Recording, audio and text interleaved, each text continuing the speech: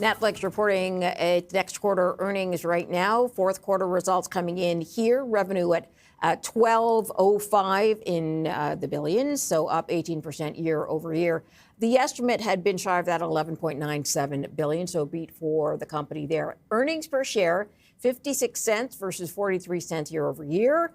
And then let's get to the forecast. They see revenue coming in at 50.7 billion to 51.7 billion is the estimate from Bloomberg is 50.96, so $51 billion.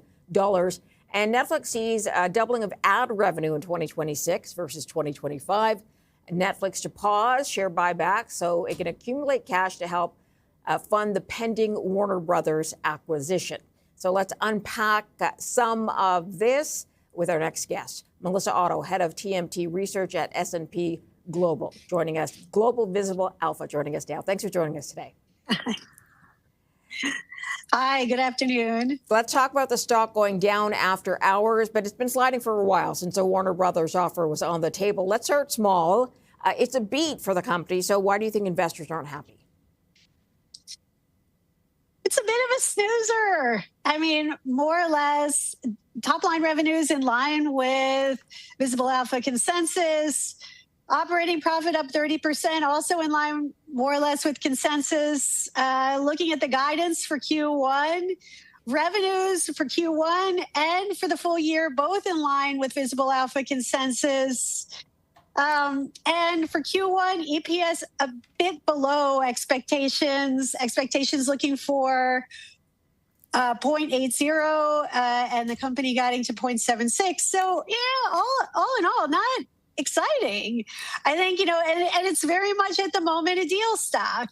So, as we put the numbers together and this deal comes to fruition in the future and we see what this is going to ultimately do to the growth of the company and what the scalability of these fundamentals are, then, that could potentially be a catalyst. Okay. Let's talk about the Warner Brothers offer, which has been moved to an all-cash offer.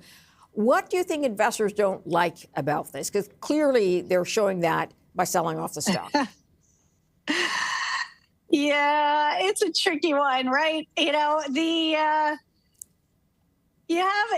a dynamic in place at the moment that is not necessarily in the best interests of shareholders. Shareholders are likely to want the highest price. They're going to want to get the best price for their shares.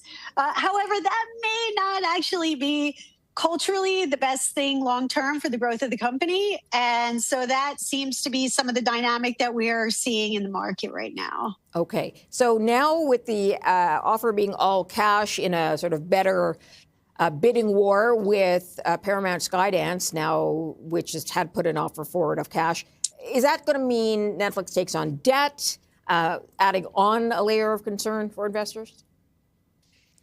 All cash deals, by and large, tend to be much cleaner. They tend to be something that is just makes the deal flow more straightforward. However, having said that, how it ultimately plays out in terms of what Netflix's ultimate cash flow generation is going to look like over the next couple of years remains a question.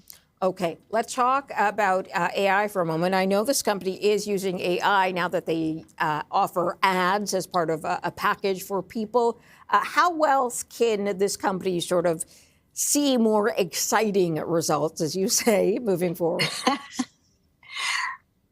is a critical dimension, in my view, to this story because so much of what ultimately is going to drive AI in the future is likely to be around who controls what portion of the corpus, which modality, and Netflix is an important player in the video modality around where AI could start to play a role. We already have seen Disney and OpenAI get together. What sort of role Netflix can play in that?